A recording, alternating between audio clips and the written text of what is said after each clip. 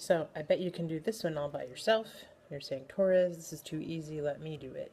So I would encourage you to pause the video and see if you can do it by yourself. Remembering that I only have integrals for cosine of x, not cosine of something else. The same with the other trig values, they're all just plain x's. So the minute you give me a fancy x, I have to do a u substitution.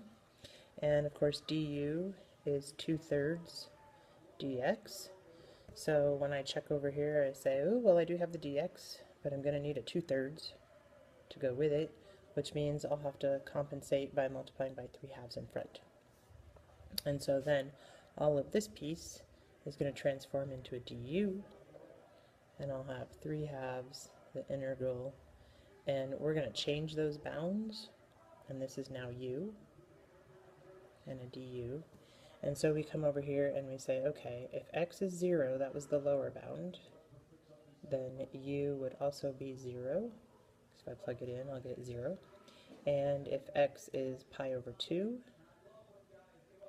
then I would substitute a pi over 2 in here, and u will be pi over 3.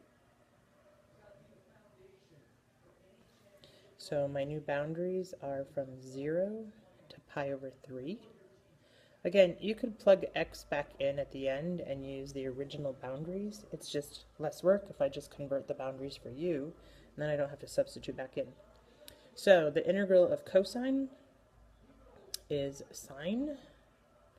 So I'll have sine of u, and then from 0 to pi over 3.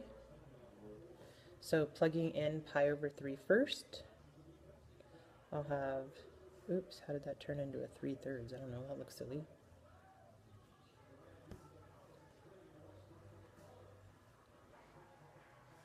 So I'll have 3/2 sine of pi over 3 minus 3/2 sine of 0,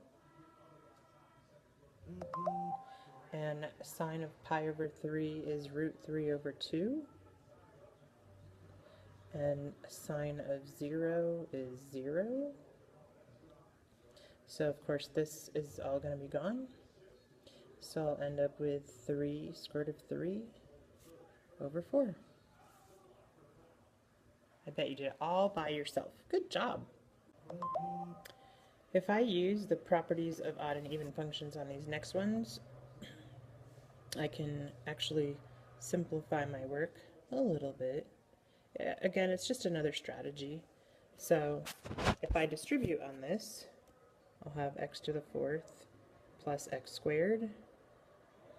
And since all those powers are even, this one is an even function because of all those even powers. And so I know on the even ones they're symmetric with respect to the y-axis. So I could do from 0 to 2 from the y-axis, because remember these are x values.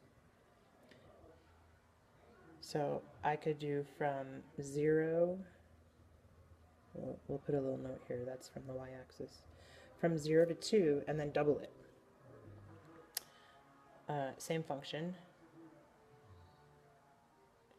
And pause the video and get that all powered back up and substitute in your 2 and 0, and then we'll check your answer. Pause it again, check your work, see that it matches mine, and then you can try the next one. So I want you to see why these actually can be helpful.